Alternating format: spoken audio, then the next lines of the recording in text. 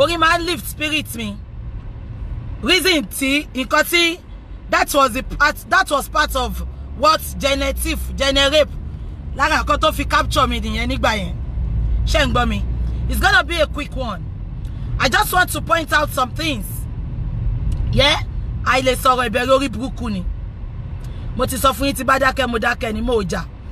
I am not coming out to fight. I am just coming to pin some things out to some people. Celestial Church of Christ is a body of Christ. It's a respected Church of Christ worldwide. Ìgbà tí SBJ fi ìjọ ìlélẹ̀. Ó fi lélẹ̀ ẹ̀gbọ́n kan tó sọ ni ìjọ mímọ́ kò lè bàjẹ́ o. Iná Jésù kò ṣe bomi pa. Kì í ṣọgbọ́n orí la fi dá. Kápẹ́ńtà ni bàbá rán, a ò gbọ́wọ́ lọ́wọ́ òyìnbó rárá. Ohun bàbá ló fi ránṣẹ́. Ìjọ mímọ́ kò lè bàjẹ́ ó láíláí. Ṣé ń gbọ́ mi? Àwọn èpò àti àlìkámọ̀ tó wọnú ìjọ mímọ́, ìtorí nǹkan tó máa jẹ, ìtorí ebi, ìtorí ikùn wọn, àwọn ló fẹ́ da ìjọ mímọ́ rú. Tí a bá wá rí òótọ́ ọ̀rọ̀ ńlẹ̀ tá a bá sọ, tá a bá ń fi sentiment sí, tá a bá ń fi sí pé òun ló eradicate nǹkan kan ní sẹ̀lẹ̀, òun ló jẹ́ káwọn èèyàn padà sí sẹ̀lẹ̀. That is story for the gods. Ẹni tó fẹ́ wá jalè, ẹni tó fẹ́ wá destroy, ẹni tó fẹ́ wá steal, ó ti ní gbogbo strategy ẹ̀. Am I communicating? I can see many non-entities, many people that has no clue, many people that wants to turn this allegation into a fracas. They are out ranting, saying bullshit.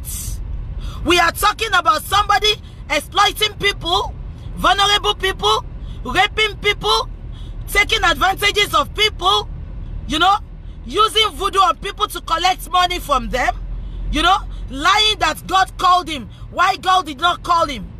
And you are seeing it from another aspect, just because you want to turn it into fracas.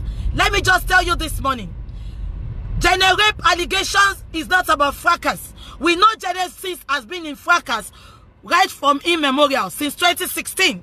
Am I communicating? We are not surprised about that. But having said that, Sherry gbogbo eyin te fe tonu allegation Dele sick fracas orun oni fún yín ṣe. Lójú yín báyìí ni Dele ma ti ṣe ẹ̀sìn tó dẹ̀ ti ṣe lọ́wọ́lọ́wọ́. Mo tún sọ ní ojú yín ni Dele ma ti ṣe ẹ̀sìn tó dẹ̀ ti ṣe ní ọwọ́lọ́wọ́, because ègbé ni fún ẹni tí a fi rán tó fi rán ra ẹ̀. Ègbé ni fún ẹni tí a kò pè tí ó pè ra ẹ̀. Ègbé ni ẹni tó pe orúkọ Ọlọ́run ní asán. Am I communicating? Ṣàwárí gbogbo ẹ̀yin tẹ́ ẹ mọ̀rọ̀ tẹ́ ẹ ń dá sí, gbogbo ẹ̀yin tẹ́ ẹ mọ̀ kọ́kọ́ tẹ́ ẹ dá sí, gbogbo bẹ́ẹ̀ ṣe fẹ́ jẹ́ kó rí fún gbogbo àwa tá stand by the truth, bẹ́ẹ̀ ló ṣe máa rí fún yín tọmọtọmọ. Kò ṣépè, àdúrà ni mo gbà. I'm gonna be mo máa tọ̀ mọ́lẹ̀ sáwọn nǹkan kan fún yín láàárọ̀ yìí.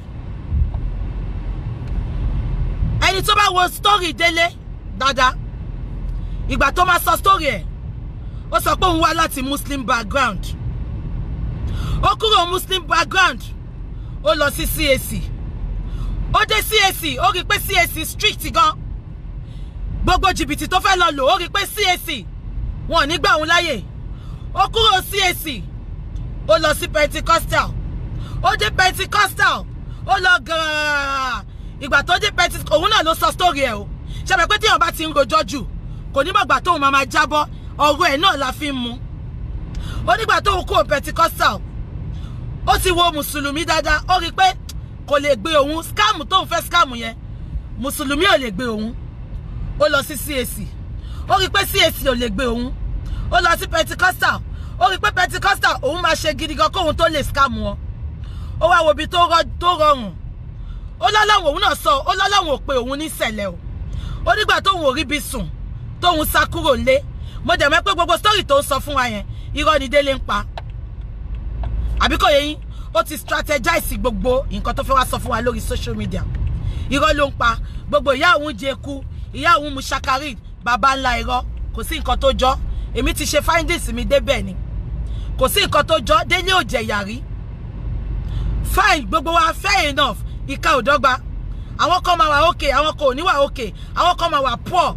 But kò ṣe bí pé oúnjẹ eku, oúnjẹ ìdọ̀tílẹ̀. That is a big lie. Dele, spare me your fuckery. You are just a pathetic liar. Now, Délé lọ gàràgàrà ó lọ sí gbogbo oríjọ yẹn ó rí pé wọn lè gba òun láyè ńbẹ̀. And Celestial Church of Christ, being a good church that it is, tó bá sọ pé Ọlọ́run ló pè ẹ́ wọn ní dispute ẹ.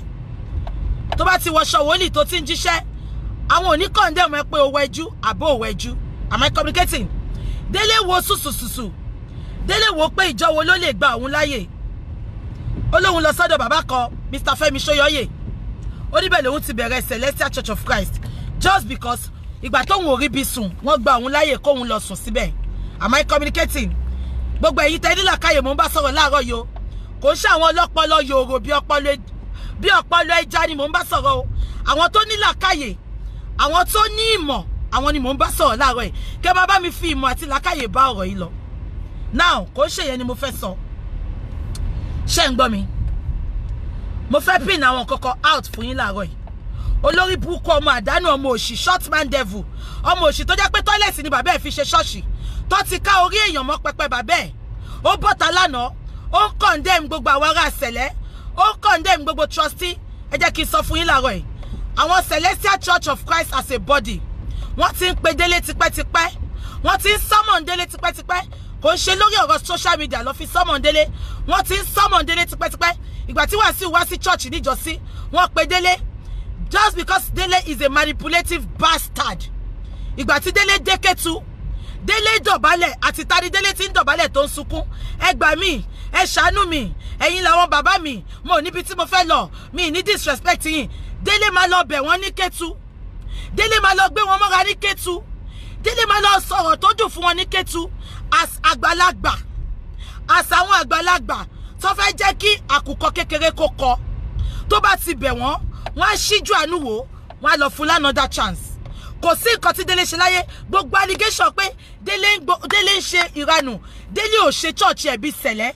Gbogbo allegation yẹn ló wà ní Kétu headquarters Celestial Church of Christ. Because mo rí olórí burúkú ọmọ kan, ọmọ tí ayé ẹ̀ ti bàjẹ́ sórí Facebook tó jẹ́ pé ọ̀rọ̀ Délé yìí òun ló kọ́kọ́ gbé wá sórí Facebook. Ọ̀rọ̀ Délé òun ló kọ́kọ́ gbé wá sórí Facebook. Mo rí tó ń sọ̀rọ̀ lánàá tó ń condemn àwọn Sẹ̀lẹ̀ tó ń bú wọn. Kò tọ́ sí ẹlẹ́nu ìtorí bàbá ẹ̀ aláṣọ pípọ́ bí àparò ni. Orí èèyàn ló wà pẹpẹ bàbá ẹ̀.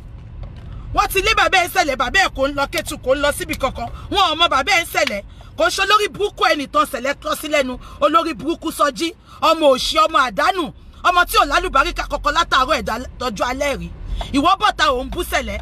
Ṣé o mọ Sẹ̀lẹ̀ ni? Ó fẹsẹ̀ rìn wọ Sẹ̀lẹ̀ ni. Wọn ò bí ẹ sínú Sẹ̀lẹ̀. You are the least person to talk about Celestial Church of Christ. You are just a stupid, useless dingbat like Délé. Only for ẹ̀wọ̀n mi kí n sọ̀rọ̀ èèyàn tó jẹ́. Wo bẹ ṣe jọ rí. Ọ̀rẹ́ jọ ọ̀rẹ́ ìwájọ́ wà. Ìwọ bọ́ta òun bú àwọn àgbààgbà Sẹ̀lẹ̀. Ló tọ́ sí ẹlẹ́nu. Fi bàbá ẹ̀wọ̀n wà. Fi church bàbá ẹ̀wọ̀n wà. Bàbá ẹ̀ ò ní good history ní Kòròdú. Toilet tí bàbá ẹ̀ kọ́ tó pè ní church. Ọba orí èèyàn ní pẹpẹ bàbá ẹ̀. Àwọn tax force yìí máa lọ sí church bàbá tiẹ̀ náà. Gbogbo yín ló máa bring to book. Ìgbà kan ní Sẹ̀lẹ̀ ò act dáadáa. They are bringing all fake people to book. Soji, get this into your dumb idiot skull. Gbogbo yín àti church bàbá ẹ̀ o, ta ló máa gbé tẹ́lẹ̀? Ìgbà tó rí burúkú tó jẹ́ pé bàbá ẹ̀ ṣe náà nìyẹn Soji. Orí burúkú tí bàbá ẹ̀ ṣe nìyẹn. Tí bàbá ò bá ṣorí burúkú ni, ò ní bọ́ta kó máa bú àwọn àgbààgbà Sẹ̀lẹ̀. Gbogbo nǹkan tí Délé ń ṣe yìí náà ti pè fún ní Celestial Church of Christ Kétu headquarters. Ìgbà tí Wàsíù wá, wọ́n summon Délé. Gbogbo nǹkan tí Délé ṣe every time ló máa ń pe Délé. Tí Délé bá ti dé headquarters, Délé máa lọ dọ̀bálẹ̀, ó máa lọ bẹ̀ wọ́n, ó máa sunkún, kó ṣàánú òun, bàbá mi nìyín, ẹ ṣàánú mi. You all know how manipulative the bastard is. Ẹ wá sọ pé àwọn Sẹ̀lẹ̀, wọ́n rí pé èrò pọ̀ ní church ẹ̀. Come off it. Èmi sọ authoritatively, èrò sí ní church Délé, Délé ṣe àwọ̀rò ni. Délé ṣe àwọ̀rò ni. Ẹ jẹ́ kí n sọ story bàbá kan fún yín láàárọ̀ yìí. Àwọn kan lè mọ story tí mo fẹ́ sọ yìí. Wọ́n pe bàbá kan ní Sunday, ọmọ mama Calabar. Sunday bí Délé ṣe bẹ̀rẹ̀ ni Sunday ṣe bẹ̀rẹ̀. Sunday used to be in Yaba Tẹ́jú Oṣó. Mama Sunday, mama Calabar ni. Sunday máa ń gba àárù ní Tẹ́jú Oṣó ni. Sunday has no clue about Celestial Church of Christ. Ìyá ti jẹ Sunday títí. Ìgbà tí Sunday ò mọ̀nà tó máa gbégbà. Ìyá Sunday ó mú Sunday jáde. Sunday lọ gba agbára níbi tí ó ti jẹ́ kó gba agbára. Sunday bẹ̀rẹ̀ church yìí lóòótọ́ Ogudu Road ní church Sunday wà àwọn tó bá mọ nǹkan tí mò ń sọ yìí wọ́n máa pe bàbá yẹn ní Sunday ọmọ mama Calabar. Sunday was very popular. Èrò pọ̀ ní church Sunday. Bàbá Ragan lọ jẹ́ Bàbá Ragan. Bàbá Ra kọrin fún Sunday gba ayé. Bàbá Ra is always celebrating Sunday. Wọ́n believe pé Ọlọ́run ló pe Sunday. Not knowing pé Ọlọ́run kọ́ ló pe Sunday. Sunday lọ lo nǹkan mọ́ ni. Bí èrò ṣe máa ń wọ́ ní church Genesis yìí. Bẹ́ẹ̀ ni èrò ṣe máa ń wọ́ ní church Sunday ńgbà yẹn. Tí Sunday bá sọ fún ẹ pé kó ṣubú kó kú sínsìn. Ẹ máa ṣubú ẹ máa kú sínsìn. Tí Sunday bá sọ pé Sunday máa jíṣẹ́ fún ẹ débi pé Sunday máa sọ nǹkan tó jẹ lánàá Sunday máa sọ gbogbo nǹkan fún ẹ wọ́n dẹ̀ máa bá bẹ́ẹ̀. Am I communicating? Sunday lọ gba agbára kún agbára ni. Sunday ò ní agbára kankan. Èrò ń lọ sí church Sunday wọ́n wá láti ìlú òyìnbó gbogbo worldwide lọ ti mọ Sunday. Bàbá Ra of blessed memory Bàbá Ra kọrin fún Sunday ẹ̀mí mímọ́ agbára ọ̀run ò wá gbé mi wọ fídíò orin yẹn church Sunday ni Bàbá Ra ló ń bẹ̀ yẹn. Ṣé ń gbọ́ mi kẹ́ lè mọ̀ bí tí Sunday ọmọ mama Calabar popular dé. Bí Genesis ṣe ń ṣe gangan ẹni Sunday ọmọ mama Calabar ṣe ń ṣe ń gbà yẹn. Ìgbà tí ìdájọ́ SBG Ọ̀ṣọ́fà máa dé ìgbà tí ìdájọ́ Ọlọ́run máa dé sí Sunday ṣe fẹ́ gbọ́ Sunday ká tó fi kú ni ẹ lọ bèrè history Sunday ọmọ mama Calabar ẹ lọ bèrè history ẹ máa gbọ́ history mo mọ̀ bí ó wà ní Google. Then there was no Facebook. Sunday gbókú ni Sunday wúkú ni àbí kan tí mo sọ yẹn Sunday wúkú ni ó gbókú ni àṣírí Sunday tú Sunday ká ó sọ pé ìyá òun lọ bóun gbàgbára kò ń ṣe agbára Ọlọ́run lòun lò Sunday lọ gbàgbára kún agbára ni mélòó wọn la fẹ́ sọ wọ́n pọ̀ bẹ́ẹ̀ yẹn ojú ló ń kàn wá tàbá ní sùúrù Ọlọ́run SBG Ọ̀ṣọ́fà ó máa tú Genesis láṣìírí síta. Genesis ti ń ṣe tipẹ́ wọ́n sọ pé wọ́n fẹ́ mú Genesis wálẹ̀ ẹni tí Ọlọ́run ò bá mú wálẹ̀ kò sẹ́ni tó lè mú wálẹ̀ jẹ́ kí n sọ fún yín. Genesis, I'm always saying it, Genesis is already down. Genesis ti down already. Genesis ti ṣubú tipẹ́ ó ti down. Ègbé ni fún ẹ tí a fi rán ègbé ni fún ẹ tí a fi rán tó ń sọ nígbà tí a ò fi rán. Èmi ń challenge Genesis láàárọ̀ yìí gbogbo wa ti sọ àti sọ evidence wa àti mú everything jáde gbogbo ẹ̀yin olórí burúkú tẹ̀ ń jáde fún Genesis máa rí nǹkan kan fi kanta wa máa rí nǹkan kan fi kanta wa Bukky ń parọ́ MHM ń parọ́ PRP ń parọ́ evidence dà wọ́n lọ sí court kò ní dá fún gbogbo yín ní jèrè iṣẹ́ ọwọ́ yín lẹ́yọ kọ̀ọ̀kan gbogbo yín ní church tẹ̀ ń lọ náà.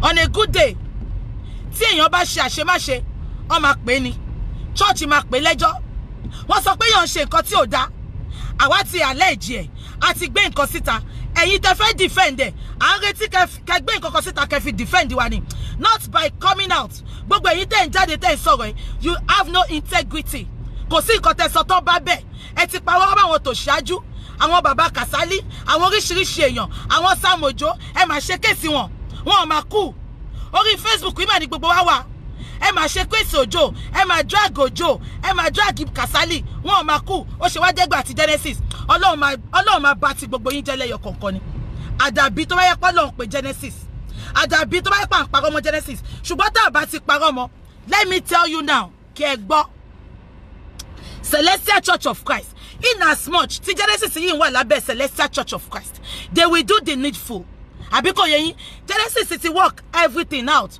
Genesis sọ pé òun ní ó ń join Celestial Church of Christ ó tún dábì kan sílẹ̀ ó ń pè yẹn ní Israel Ọládélé Ministry ẹ máa gbọ́ mi o Israel Ọládélé Ministry yẹn Genesis sọ statement kan gbà kan ó sọ pé òun mọ̀ọ́mọ̀ kọ Israel Ọládélé Ministry yẹn ni ó nítorí obìnrin ò kí ń wọ pẹpẹ ń ṣẹlẹ̀ ó ní ṣùgbọ́n òun fẹ́ jẹ́ kíyàwó òun máa wọ pẹpẹ Genesis kí láǹfààní ẹ̀ tó join ṣẹlẹ̀ ó ṣe bí ṣẹlẹ̀ ṣe ń ṣe àwọn obìnrin wọ́n gbé nǹkan oṣù wọlé ṣẹlẹ̀ ní church ẹ wọ́n gbé nǹkan oṣù wọlé tí mo dẹ̀ mọ̀ ni gbogbo òfin àti ìlànà ṣẹlẹ̀ Genesis ó follow ẹ̀ why tó fi ń fi orúkọ ṣẹlẹ̀ lóyàn ní jìbìtì wàá wá sọ pé àwọn kan wá sọ pé ó transform ṣẹlẹ̀ ṣé ó jẹ́ transmission ni àbó jẹ́ transformation Genesis ò transform ṣẹlẹ̀ Genesis mọ nǹkan tó ń ṣe ìtorí ọjọ́ báyìí ni Genesis ṣe ń ṣe gbogbo nǹkan tó ń ṣe yẹn Genesis ti transform sẹ̀lẹ̀ ó fún Muslim lówó fún Christian lówó ẹ jẹ́ kí n sọ kọ́kọ́ fún yín láàárọ̀ yìí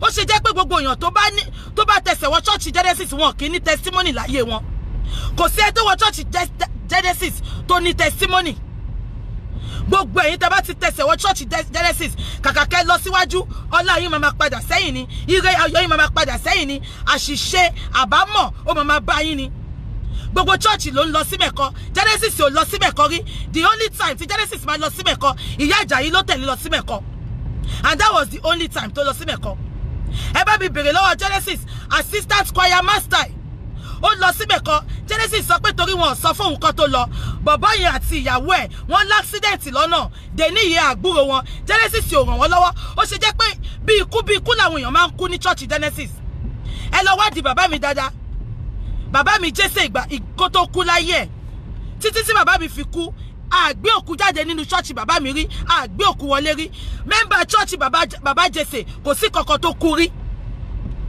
ó ṣe jẹ́ pé bí ikú bí calamity every year ló máa ń kú ní church Genesis ẹ jẹ́ ká ti bí pẹlẹpẹ kíyèsí ogun ẹ gbàgbé sentiment ẹ gbàgbé pé Genesis ń kó èrò wọ sẹ̀lẹ̀ ẹ gbàgbé pé ẹ̀ ń bá Bukija ẹ gbàgbé pé ẹ̀ ti Anamáyọ̀wá ẹ gbàgbé pé ẹ̀ ti Pulse and Pounder ó ṣe jẹ́ pé ọdọọdún ló ń kú ní church Genesis ẹ bá mi bèrè lọ́wọ́ Genesis tí wọn ò bá kú àṣìṣe burúkú máa ṣẹlẹ̀ sí wọn ni assistant choir master Genesis they had a terrible accident when they were coming from Imeko they need Genesis to support wọn Genesis sọ pé wọn ò rán wọn ṣẹ́ Genesis máa sọ pé wọn ò rán wọn ṣẹ́ ni tó bá ń ṣoríire láyé ẹ tó bá ti tẹ̀sẹ̀ wọ church Genesis ayé ẹ máa bàjẹ́ ni tẹ́ bá sọ pé mo parọ́ gbogbo ẹ̀yin tẹ́ ń gbèjà ẹ̀ gbogbo ẹ̀yin tẹ́ feel pé òótọ́ ni mò ń parọ́ mọ́ Genesis ẹ bá mi lọ sí church Genesis ẹ bá mi rìnrìn àjò ẹ̀mí kẹ́ lọ sí church Genesis kẹ́ lọ confirm nǹkan tí mò ń sọ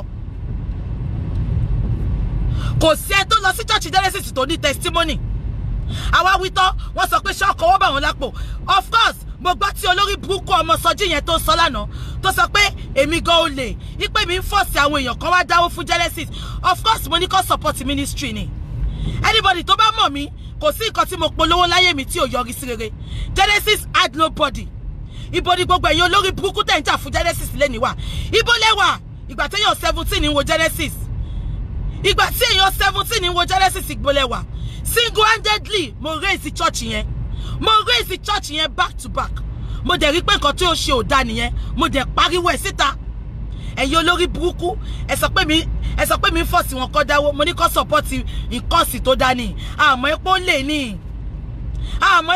ní ṣẹ́gun bí kéèsì mi nìkan ní Celestial Church of Christ fi take decision tó take ni tẹ́ bá mọ gbogbo allegation tó wà níwájú Genesis gbogbo ẹ̀yin dingbat gbogbo ẹ̀yin ní tweet gbogbo ẹ̀yin irrelevant idiot tẹ́ ń grant lórí social media ẹ̀ ní máa rant tẹ́ bá mọ allegation tó wà níwájú ẹ̀ ni wàláì basket gan kò lè fi kó tán ṣẹ́gun bọ́rọ̀ mi nìkan ló fi pé Genesis lẹ́jọ́ ni you are all joking you don't know ṣẹ́rí gbogbo nǹkan tẹ́ kàn ń ṣe ẹ kàn add salt into the pepper of that idiot ni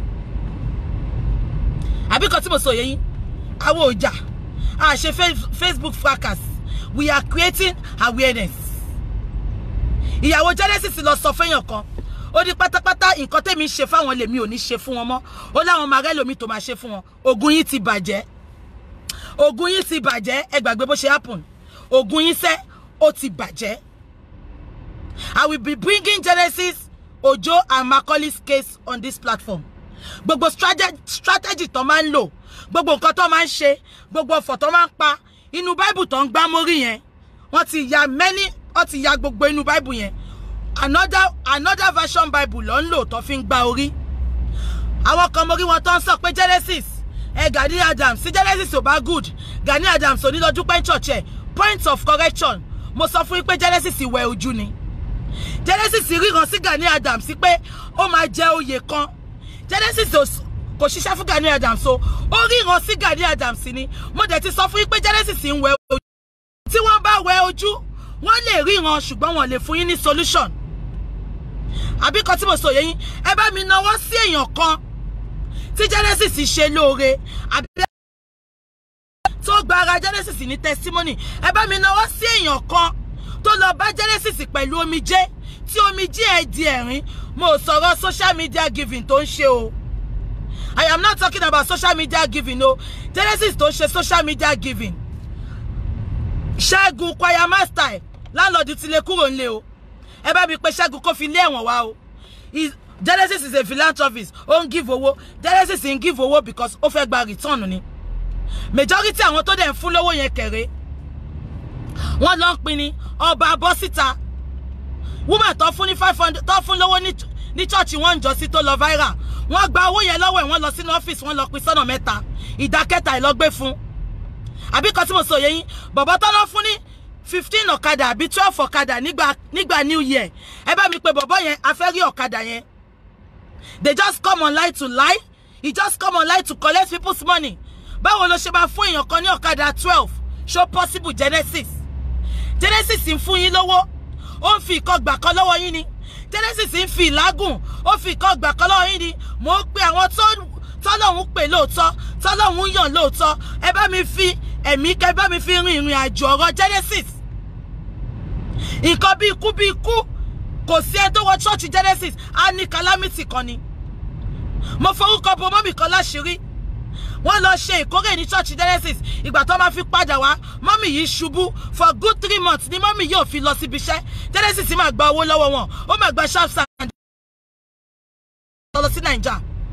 Àǹtí kan wà ní London. Àǹtí yẹn ṣe sí Genesis títí. Ìgbà tá àǹtí yẹn máa dé, wọ́n fún àǹtí yẹn ní shock of her life. Disease tá àǹtí yẹn ò gbọ́ rí. Wọ́n sọ pé wà nú ara àǹtí yẹn. Àǹtí yẹn dè ní ò lè lọ síbi iṣẹ́. Àǹtí yẹn máa wà lórí ìdùbúlẹ̀ àìsàn. Kò sí ẹni tó súnmọ́ Genesis táyé ẹ nítumọ̀. Bàbá ìjọ Genesis. Bàbá yẹn NNPC ló ti ń ṣiṣẹ́. Owó iyebíye ni bàbá yẹn gbé wọ church yẹn. Bàbá ìjọ Genesis tẹ́ bá wà ń ta lé ní kẹ́ máa gbọ́ mi. Ìgbà tí mo pe Genesis pé kí ló dé tẹ́ ṣe kúrò ní church. Genesis confide in me. Ó sọ pé ó dákẹ́ máa lọ. Ó ní because ẹ ní àìsàn lára. Bàbá ìjọ ẹ bá mi di ọ̀rọ̀ yìí mú o. Tí bàbá ìjọ Genesis bá kú lẹ́ni, Genesis mọ̀ ń pa ẹ̀. Genesis sọ pé bàbá ìjọ Genesis ní àìsàn lára. Ó ní ó dẹ̀ da kórè síwájú kó lọ kúkú yẹn síwájú. Ó ní because tí bàbá ìjọ yẹn bá tún kú sí church òun, ó máa tún tag òun pé bàbá ìjọ òun tún kú sí church òun. Ṣé nǹkan tí mo sọ yé yín ṣá? Am I communicating? Genesis sọ statement yẹn fún mi jọ́nà. Mo sọ pé wọ́n ní bàbá ìjọ yín ti lọ. Mo ní kí ló tí bàbá ìjọ yín lọ tẹ́ wá lọ. Genesis dẹ̀ sọ statement yẹn fún mi. Ó ní ó dá bí bàbá ìjọ yẹn ṣe ń lọ. Ipe tí bàbá ìjọ yẹn ò bá lọ bẹ́ẹ̀ yẹn. Òun rí pé bàbá ìjọ yẹn ó ní àwọn àìsàn kan lára. Ó ní tí bàbá yẹn bá dẹ̀ kú sínú church. Ó náà máa tún fóun lórúkọ. Genesis, bàbá yìí NNPC ló ti ń ṣiṣẹ́. Ìgbà tó dé church yẹn kò máa sí nǹkan kan mọ́. Mélòó la fẹ́ sọ. Genesis, àní kò bọ́ síta. Mo mọ̀ pé ó lè bọ́ síta. Mo dẹ̀ mọ̀ pé Ọlọ́run ò pè ẹ́. Sórí gbogbo àwọn tó update, Ọlọ́run pè ní ó transform Sẹ̀lẹ̀. Genesis, ó transform Sẹ̀lẹ̀ ti wà bó ṣe wà tẹ́lẹ̀. Wọ́n ó sọ pé òun lọ sódò, òun lọ ọṣẹ. Genesis ó ti lọ sódò rí náà. Ó ní kéèsì pẹ̀lú ọlọ́pàá ni. Obìnrin tó mú lọ sódò tó ṣàṣemáṣe pẹ̀lú ẹ̀. Ó ní kéèsì pẹ̀lú ọlọ́pàá ló ṣe stop láti máa lọ sódò. Genesis, spare me your fuckery.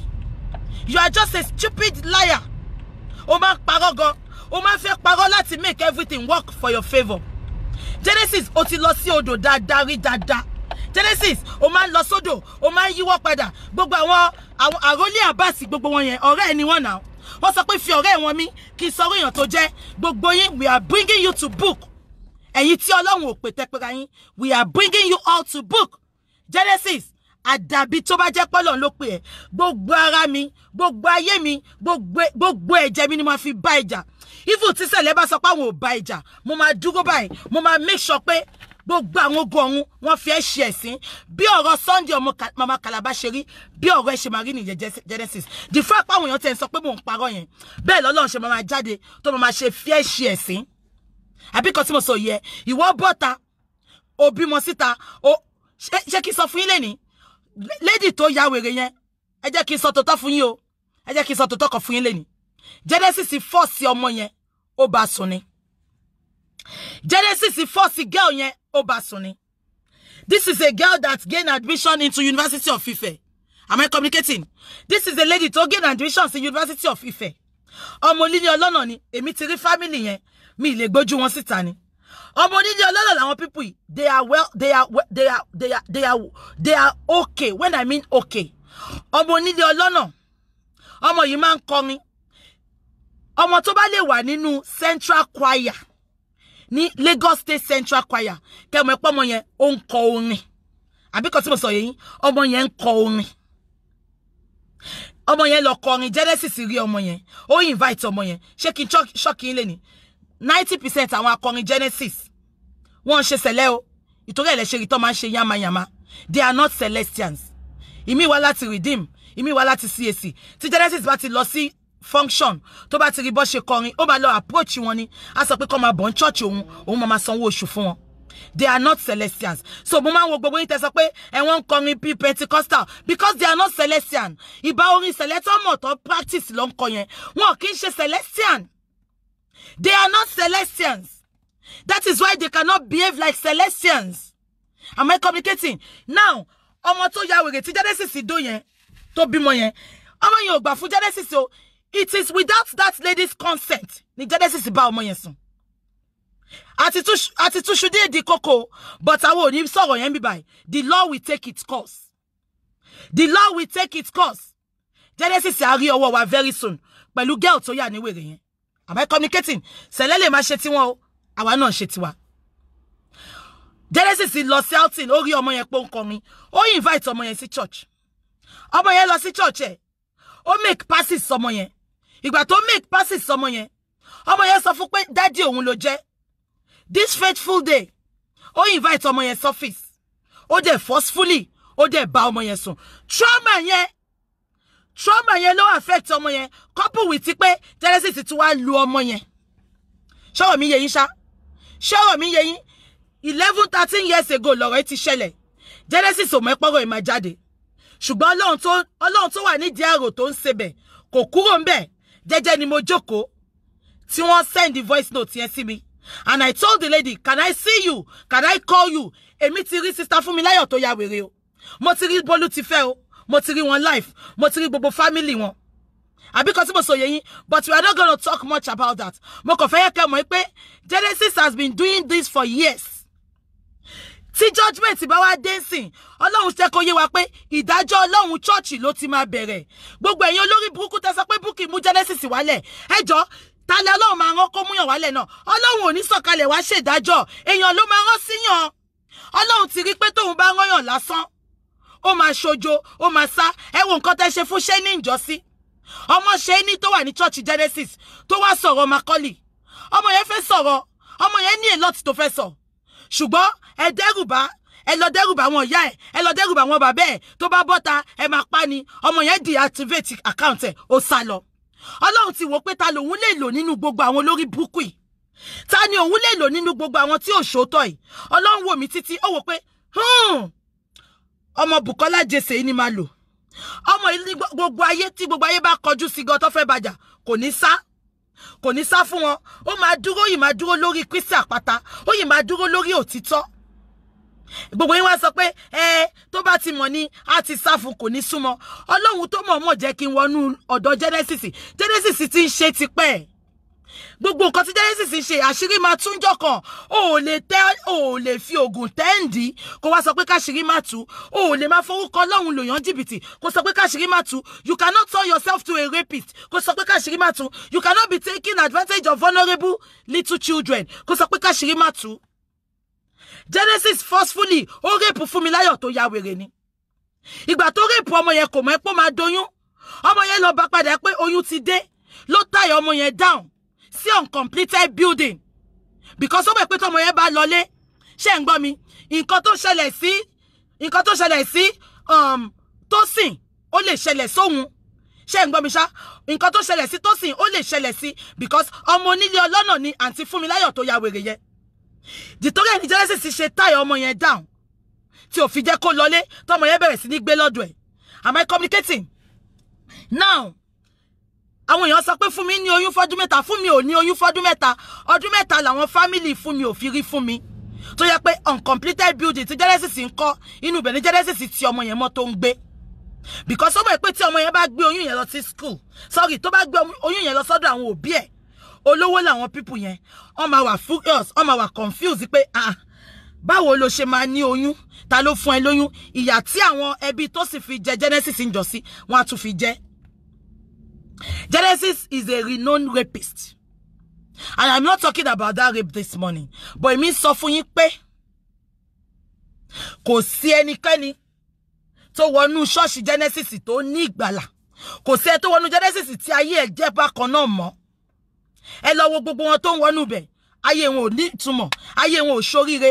Ẹ jẹ́ kí sọ fún yín. Gbogbo ẹ̀yin tí Genesis ti gùn lé ní èní mo tún sọ fún yín. Àtẹ̀yin ìyàwó ilé, àtẹ̀yin single, ayé yín ò lè dá mọ́. Ẹ lọ ṣe deliverance. Tí ẹ bá ṣe deliverance, ẹ máa yí poroporo bẹ́ẹ̀ yẹn ni. Báyé yín ṣe máa bàjẹ́ ló ṣe wà yẹn. Àbí kan tí mo sọ yẹn. Now I am telling you all that you are fighting for Genesis. Don't fight with mouth. Don't fight with pé on paro money. Bukky man paro. Àbí kẹ́ máa ṣépè fáwa tá ń sọ tòótọ́. I need the nǹkan tẹ́ máa fi counter wa. Don't just come out and say and talk rubbish. I need the nǹkan tẹ́ máa fi counter wa. Ọdọọdún lèèyàn kú ní church Genesis. Why téèyàn kú lọ́dọọdún? Ẹ jẹ́ ká ti bí ìṣáná kíyèsí Ògún. Why tó ń kú lọ́dọọdún? Why tó jẹ́ pé tó bá ti lọ àwọn ọmọ church ẹ̀ tó bá travel wọ́n l'accident. Owó lórí burúkú tó fún wọn. Ó fi kan gbà kan lọ́wọ́ wọn ni. Go and sit on my chair. Ògo ló fi ń gbà. Go and wá fi ìlágùn ẹnu mi lára. Gbogbo handkerchief tó máa fi nu ojú tó ń fún yín. Spare me your fuckery.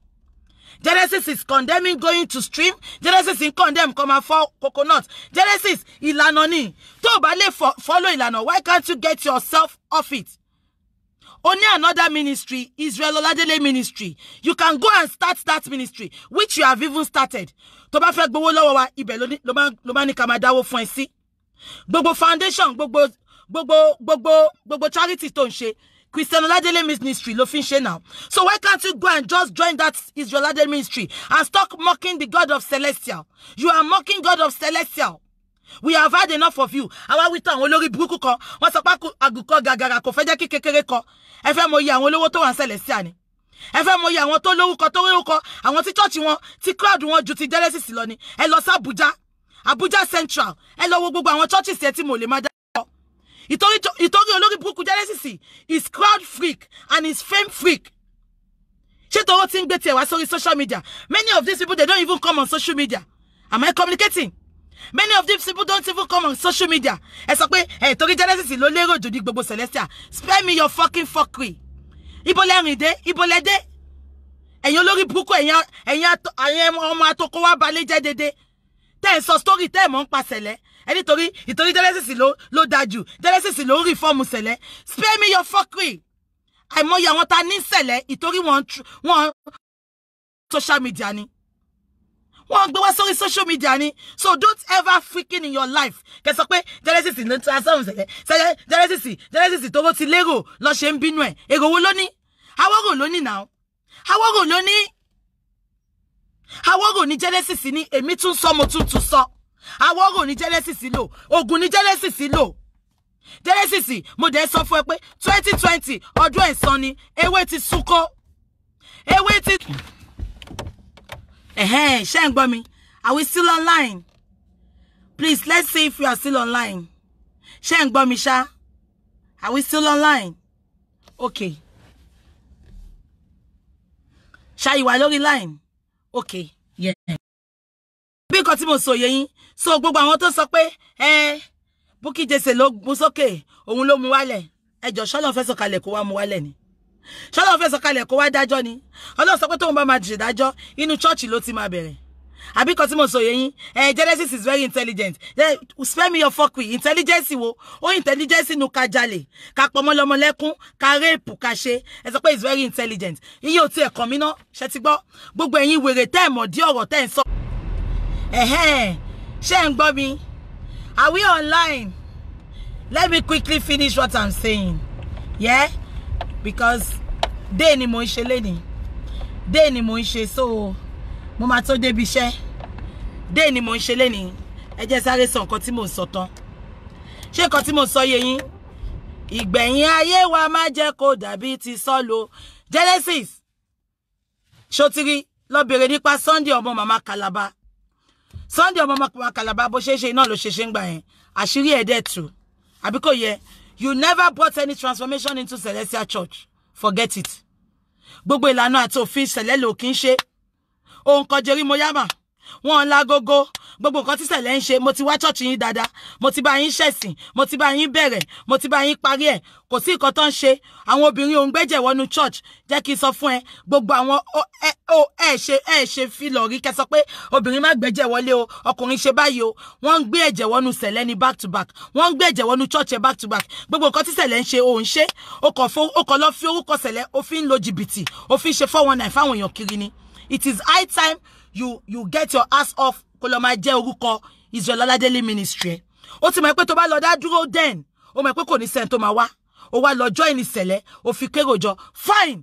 Ó ṣáà ti ní followers ẹ. You can as well excuse us in the Celestial fold and go and continue with your ministry. Àwítọ́ àwọn kan sọ pé àwọn bàbá yẹn ń jealous ẹ ni. Àwọn bàbá wo ló ń jealous ẹ? Tẹ́ bá mọ̀ gbogbo allegations tó ti ní Kétu nípa Genesis. And ojoojúmọ́ tó bá ti pè báyìí, tó bá ti summon Genesis, tó bá ṣe dojú títí báyìí, ó máa dọ̀bálẹ̀, ó máa sunkún ni. Ẹ ṣàánú mi o, ọmọ yín ni mi o, ibo lẹ fẹ́ lé mi sí. You all know him. Ó máa ìjẹta gan tó pé ó ti sọ pé òun sick. Ó ti send the photo sick. Ipò òun sick, òun gba drip. Photo tó ti ní lórí phone ẹ̀. Ó ti send ẹ̀ sí wọn, òun gba drip. Náà sọ pé àwọn ní láti rí ló fi lọ. Ó tún ti fẹ́ parọ́ pé òun gba drip. So he is like that. Ẹni tí ò bá mọ̀ di ọ̀rọ̀, ẹni tó bá bọ́ta, tó bá sọ̀rọ̀ sí àwọn ará Sẹ̀lẹ̀, àbí tó ń sọ̀rọ̀ sí àwọn àgbààgbà Sẹ̀lẹ̀, ègún máa bá ni. Ṣẹ́gun lórí burúkú ọmọ Sọjí, ọmọ táyé ti bàjẹ́ tó yẹ pé ṣọ́ọ̀ṣì bàbá ẹ̀ bí tọ́ílẹ̀tì ló ṣe rí yẹn. Ó dàbí tọ́ílẹ̀tì. Bàbá ológun tó yẹ pé ó máa bá jó nǹkan ní tax force lọ sí church bàbá ẹ̀ Sọjí. Èmi tí mo sọ bẹ́ẹ̀ rí. Celestial tax force wọ́n lọ sí church bàbá ẹ̀. Tí Celestial tax force ò bá lọ sí church bàbá ẹ̀, kò pè mí lọ́mọ àlè. Àwa la fẹ́ wẹ Celestial Monsin. A fẹ́ gbogbo ẹ̀yin èpo àtàlìkámọ̀ tẹ́ wà nù Sẹ̀lẹ̀. A fẹ́ tú yín jáde. Sọjí ní Èkó yẹn, orí church bàbá ẹ̀ àti church Genesis ló ti máa bẹ̀rẹ̀. Olórí burúkú ọmọ àlè. Ó tọ́ sí ẹlẹ́nu. Ó láwọn àgbààgbà Sẹ̀lẹ̀ ń ṣèrànù. Ìwọ ńkọ́ tó bá gbé photo ẹ̀ jáde Sọjí. Wo nǹkan tó ṣe some years back. Wọ́n ti wá sọ fún mi. Mo ti lọ́rọ̀ bẹ́ẹ̀ sọ. Mo fẹ́ kẹ́ máa play card yín lọ ni. I will shock you. Can I shock you yẹn? Mamu wá sí reality very soon. Reality. Mo wo gbogbo yín kẹ́ máa play card yín lọ di. Ẹ̀yin wèrè tẹ́ mọ̀ kọ́kọ́ tẹ́ kon sọ̀rọ̀. Ṣé the more you people are coming out and trying to cover him up, the more you are putting him into trouble. If only you know. Because at the end of the day, wọ́n sọ pé ó ṣe báyìí, evidence everything wà. Ẹ̀yin kon sọ̀rọ̀, ẹ kon rant lórí social media ni, bring anything jáde. Mo den sọ fún yín lẹ́ni yọ jẹ́ kí n tún sọ fún yín. Fúnmiláyọ̀ ti Genesis yà ń wèrè. We are taking the law court and law through the law. We are going to court and the law will take its course. Àbí ẹ ti sọ pé à ń parọ́ ni. We are taking it up. We are taking it up. Very soon you are going to see what is going to happen live and direct. Àbí kò yín. So gbogbo ẹ̀yin tẹ́ ẹ update tẹ́ ẹ ń bú Sẹ̀lẹ̀, ẹ continue. Gbogbo nǹkan tí Délé fi ojú àwọn èèyàn tó go through nǹkan burúkú lọ́wọ́ ẹ̀rí gbogbo ẹ̀ lójú gbogbo yín máa rí lórúkọ Jésù. Àdàbí tó bá jẹ́ pé Ọlọ́run ló pe Délé. Àdàbí tó bá jẹ́ pé Délé ò ṣe nǹkan tó ṣe tọkọ̀ dídí wò tó parọ́ mọ́. Àdàbí. Ṣùgbọ́n tí ò bá ti jẹ́ bẹ́ẹ̀, Ọlọ́run rí mi náà ló ṣe jẹ́ pé mi ló lò. Èmi ló lò tí mo fi wọnú bẹ̀ yẹn lọ. Mo rìnrìn àjò ọdún mẹ́ta pẹ̀lú Délé. Ọlọ́run fẹ́ jẹ́ kí n rí ni. Ọlọ́run mọ̀ ni. Ọlọ́run ti mọ̀ pé ṣebí ṣé ní church Genesis ló lọ. Ṣé ní mọ gbogbo nǹkan táwọn people yìí ṣe náà? Ṣé ní fẹ́ sọ̀rọ̀? Ṣé ní lọ bá sàbẹ̀ náà? Wọ́n pa ṣé ní lẹ́nu mọ́ wọ́n lọ dẹ́rù bá wọn náà máa pa. Ọmọ yẹn sá lọ. Ẹ lè rí nǹkan kan ṣe fẹ́mi mo tún sọ fún yín. Kẹ́ lọ pé igba, kẹ́ ṣe fídíò, kẹ́ update, kẹ́ ṣe oríṣiríṣi. Kò sí nǹkan tẹ́ lè ṣe fún mi. Kò sí ẹ tó lè pohùn má gogo mi lẹ́nu. Ọlọ́run ti rí náà ló ṣe jẹ́ pé mi ló lò láti attack Genesis. People wanted to come out for him for years, but they are running. They checking the job for you. Olóyìnbó kọ́kọ́ pè lánàá. Ó sọ pé yẹn Genesis ní connection. Genesis sọtí tóbi rẹ̀ ní connection jù ẹ lọ. Ìgbà tó lọ́n sọ pásìkò ẹ̀ dé, ṣó rí nǹkan tó ń ṣe fún báyìí. Genesis, your time is up. Wàláì kò mọ Buhari, your time is up. Kò mọ Buhari, your time is up. Genesis. Ẹ jẹ́ kí n sọ fún yín, gbogbo nǹkan tó ń ṣẹlẹ̀ kò sórí social media nìkan o. Ó ti lọ worldwide. Genesis, bó ṣe lọ global yẹn náà ni gbogbo ọ̀rọ̀ ẹ ṣe lọ global. Ọ̀rọ̀ ẹ ló ń sọ káàkiri àgbáyé. Ṣé o bí social media nìkan láti rí ẹni? gbogbo nonsense Facebook rubbish tí gbogbo yín ṣe yẹn. It's not about Facebook. Ó ti lọ worldwide. Worldwide lọ́rọ̀ ti lọ. Tó bá gbé ọwọ́ kọ́wọ́ àbí tó sọ pé fẹ́ lọ bá wọn fún mi nílé wọn àbí fẹ́ lọ ṣe nǹkan kan. Wo wọ́n arrest ẹ. All eyes are on you, Dele. Mo ní kí n kàn já sí ẹni. Wọ́n arrest ẹ. Èmi tí mo sọ bẹ́ẹ̀ ni. Wọ́n bá arrest ẹ. If you know what is good for you, just keep quiet. Go and answer those allegations. I know that you might gba court letter. O tún máa gba nǹkan kan very soon. O tún máa gba nǹkan kan. Kò tẹ́ ń ṣe látọ̀dọ̀ àwọn ará ìṣẹ̀lẹ̀. Ìkan náà àwọn tó molest ni. O tún máa gba nǹkan kan. Mi ìfẹ́ bá sọ gbogbo ẹ̀ síta mọ́ ni. O máa tún gba nǹkan kan very soon. Lára àwọn tó molest, tó forcefully rape. O tún máa gba nǹkan kan. Àwítọ́ àwọn wèrè kan sọ pé káwọn tó bímọ kọ́ gbọ́mọ wá. Olórí burúkú ẹ̀ abímọ bá wò. O bímọ káàkiri ò tọ́jú wọn. O wá lọ sọ pé ìwọ kan ni bàbá orphanage òmù kan. O ń tọ́jú wọn. O dẹ̀ tọ́jú wọn náà tó bá ti gbápò ráìsì lọ ó ti tọ́. O sọ pé wọ́n ni bàbá orphanage òmù kan. Àwọn ọmọ ọlọ́mọ tó palẹ́kún tó bí síta wọ́n dẹ̀ ń jẹ̀yà. O tọ́jú wọn. Ìkúnlẹ̀ abiyamọ abiyẹ́. Gbogbo àwọn abiyamọ abiyẹ́. Àwọn òkú ọ̀run abiyẹ́ lórúkọ Jésù. Àdàbí tó bá jẹ́ pé wà ẹ ló ń wù yẹn Délé. Ìwà oníwà ló ń wù. Ìwà oníwà ló ń wù. Ọ̀run dẹ̀ ti ṣetán láti dojú tì ẹ́. Ọ̀run ti ṣetán láti rìn ẹ́ ń wòwò. Ọ̀run ti ṣetán láti jẹ́ kí ayé mọ irú èèyàn tó jẹ́. Shina Peter sí sọ́njọ́ sí. Ó sọ pé kò ń ṣe èèyàn tó pera ẹ ló pera ẹ. Èdìdì lọ́rọ̀ yẹn. Gbogbo yín kàn wo fídíò yẹn ni. Put meaning sí dáadáa.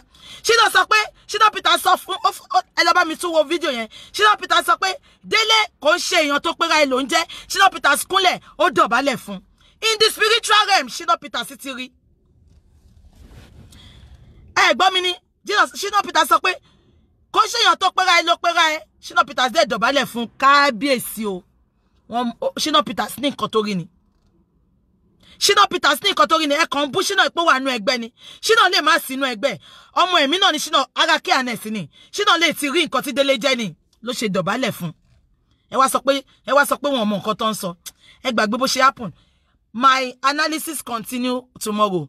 How to identify fake prophetess in your church. Àwọn pastor yìí kò sí nǹkan tó fẹ́ gbé fún yín. Ẹnu yín àṣẹ wà ńbẹ̀. Ẹ lè gbàdúrà fún ara yín.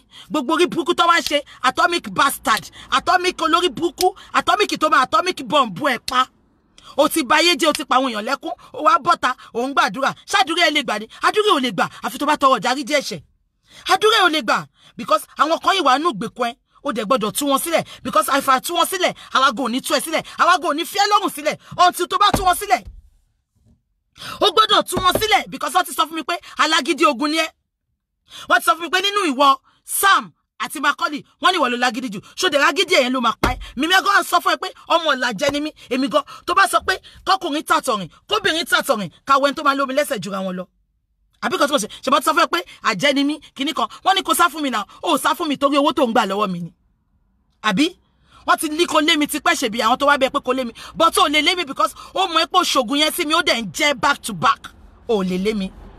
Ọlọ́run wá ṣí mi lójú ẹ̀mí ẹ̀pa òbóró mọ́ olórí burúkú ẹ ìwà àtàwọn bloggers ẹ àwọn olórí burúkú jọ àwọn tó ń rojọ́ kiri èlò lọ dá sínú ministry ẹ èlò lọ dá sínú ministry ẹ. Nǹkan tí bá fojú ẹ rí Délé nǹkan tí bá fojú ẹ rí wo ṣó ń bọ́nú ẹ̀ ṣó ń lọ́kì bí ọ̀rọ̀ Jẹ̀bú bó o bọ́nú ẹ̀ ṣó lọ́kì tó bá bọ́nú ẹ̀ o lọ́kì ni ní nǹkan tí máa fojú ẹ̀ rí nǹkan tí máa fojú ẹ̀ rí lẹ́yìn kó lọ tọrọ ìdáríjì ẹ̀ṣẹ̀ kò jẹ́ káyé mọ̀ ẹ̀pọ̀ lọ́hùn ò pẹ́ pé bó tiẹ̀ jẹ́ kọ́mọ̀ gan jẹ́ kí n sọ fún ẹ ṣòro orí platform tó ti ń ṣe church yẹn ibẹ̀ lọ́lọ́ máa ti dojú tiẹ̀ ó máa ya wèrè gbẹ̀yìn ni lọ́kọ̀ déètì ẹni sílẹ̀ Délé ó máa ya wèrè gbẹ̀yìn ni lọ bèrè Sunday ọmọ màmá Kalaba bóun náà ṣe forúkọ sẹ̀lẹ̀ já èèyàn ní jìbìtì ni ṣòro orí púpìtì tó wà yẹn orí ibi tó ti ń sọ̀rọ̀ yẹn ibẹ̀ lọ́lọ́ máa ti dojú tiẹ̀ iná Ọlọ́run máa ju ẹ sùtánà máa gbiná mú ẹ lára ni àyàfi tó bá yẹ pé Ọlọ́run pè ẹ́ èmi tí mo sọ bẹ́ẹ̀ ni I'm coming tomorrow. I'm coming to analyze the signs you can see to identify fake men of God. They are not even men of God. They are God of men. Am I communicating? They are not men of God. They are God of men. God of men. Because Ọlọ́run wò pé wọ́n nǹkan tó bá jẹ́ wọ́n wá kiri. Wọ́n wá ti pọ̀ lóríṣiríṣi ńsìn lórí social media. Wọ́n ti rí pa wà la easy jù láti manipulate. Ẹ̀yin lẹ easy jù. Àdúrà ló máa fi kó yín jọ. Àdúrà ló máa fi mú yín. Mo dẹ̀ jẹ́rìí àwọn kan náà ògo àwọn kan. inú microphone tó mú dání yẹn. Why are they having special microphone? Because wọ́n ti ṣe nǹkan sí ni. Tó bá sọ báyìí ẹ lè yiri ẹ. I am coming tomorrow and I have some things to show you again. Shetigbo, when they go low, we go high. Shetigbo. So I come your way tomorrow. We are going to talk about ways and how to identify fake God of men. Fake God of men. Prophets, prophetesses. I will come tomorrow to identify it. No, relating to this matter, I will still talk if I want to talk. But if I see I need to talk. Baba Tibeton sọ̀rọ̀ yẹn jọ́sí, uncle mi, Daddy Tibeton. Baba yẹn sọ̀rọ̀ yẹn jọ́sí Ambu. Baba Tibeton is one of the renowned wòlíì ní Sẹ̀lẹ̀. Baba yẹn sọ̀rọ̀ yẹn, ẹ rí pé gbogbo nǹkan tí Baba Tibeton sọ, òun ló ń come to pass lọ́rọ̀ Délé.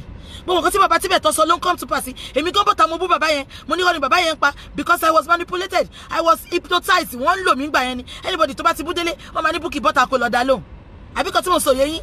Baba Tibeton sọ gbogbo nǹkan tí Baba Tibeton sọ ńgbà yẹn òun ló wá come to pass. A máa wo baba yẹn pé ọ̀rọ̀ tó ń sọ ọ̀rọ̀ àṣìírè ni. Baba yẹn ò sọ ọ̀rọ̀ àṣìírè. Baba Tibeton gbogbo nǹkan tó sọ ń pa Délé, ẹ lọ bá mi wo gbogbo fídíò tó sọ ń pa Délé, òun ló ń ṣẹlẹ̀ báyìí sìn. Ẹ ṣọ́ra kẹ́ tó gbèjà yàn láyé yìí. Ẹ ṣọ́ra kẹ́ tó sọ pé stand pẹ̀lẹ́ yàn. Ẹ ṣọ́ra kẹ́ tó sọ pé ẹ ń jà fún yàn. Ẹ ń tẹ́ mọ̀ ẹ ń ta kọ̀ pàdé lórí Facebook. Ó kàn bọ́ta, ó kàn dìde, ó kàn wá parọ́ fún wa. Àwa náà dẹ̀ ń sọ pé daddy o, a support ẹ o, mo lọ ń kú fún mo fẹ́ para mi nítorí ẹ̀. Mo Ọlọ́run má jẹ́ ká kábàámọ̀ bọ̀ kò ń ṣẹjọ́ mi náà. Ògùn náà ni. But ewé ti sunko. Ewé ti sunko. Gbogbo nǹkan tí Baba Tibeton sọ, òun ló wá ń come to pass. Àwọn awítọ̀ àwọn olórí búkọ̀ sọ pé fẹ́ gbé mi lọ kọ́tù. Ẹ jọ ṣe mo sá fún kọ́tù. Ẹ mọ̀ nǹkan tèmi gan prepare fún yín ni. Join me tomorrow. I have a lot to disclose to you. Fake prophet, fake prophetess. Ẹ bá mi bi Délé, assistant choir master. Ìgbà tán lọ sí Mẹ́kọ, bọ̀bọ́ yẹn l'accident. Dé ní wọn gbúrò ẹ̀. Ọmọ tó jó nínú church wọn gbúrò ẹ̀. Ó sì jẹ́ pé àwọn tó bá ti l'accident, ó kàn máa gbàgbé wọn. Délé, ó dẹ̀ sọ pé ó ń give, ó dẹ̀ sọ pé ó ń ṣàánú. Délé, ọwọ́ ò mọ́, ẹ̀jẹ̀ wà lọ́wọ́ ẹ̀. Àwọn tó ti palẹ́kún, wọ́n sunkún, wọ́n kélẹ̀kùlé ẹ̀. Wọ́n ìtorí ẹ̀ lè ṣe lè ní testimony nínú church yẹn. Ẹ jẹ́ bá mi bi Délé one on one mo sọ fún gbà yẹn mo ní this church needs to be cleansed mo ṣe wòlíì bọ́jọ́ tí mo wọ church Délé mo sọ fún mo ní this church needs to be cleansed pẹpẹ yóò mọ́ mo ní you need to cleanse this church mo ní àdúrà ò lè gbà nínú church in as much tẹ́ ẹ bá ti clean church àdúrà ò lè gbà Ọlọ́run bínú nínú church mo sọ fún ìtorí ẹ̀ Délé ò ṣiṣẹ́ fún mi rí kò ríran sí mi rí gbogbo àwọn tó súnmọ́ Délé ò ríran sí wọn kò lè jíṣẹ́ wọn because kò mọ nǹkan tó fẹ́ sọ ni.